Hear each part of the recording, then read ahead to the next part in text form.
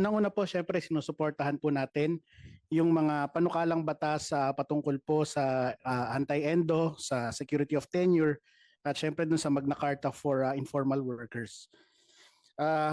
Kami po bilang isang digital advocacy group, una, syempre with the emergence of artificial intelligence, naniniwala po kami na isa pong issue talaga yung AI para sa ating mga manggagawa, no?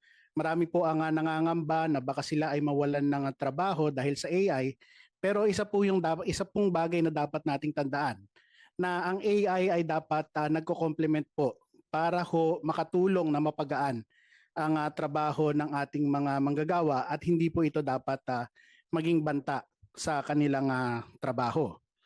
Kasabay din po nito, Mr. Chair, tingin po namin kailangan ho yung mga relevant government agencies ay nagkakonduct ng mga continuous review and auditing sa compliance at isubject sa mga ang mga kumpanya na hindi sumusunod sa mga regulasyon sa mga corrective actions, sanction o penalties kung kinakailangan.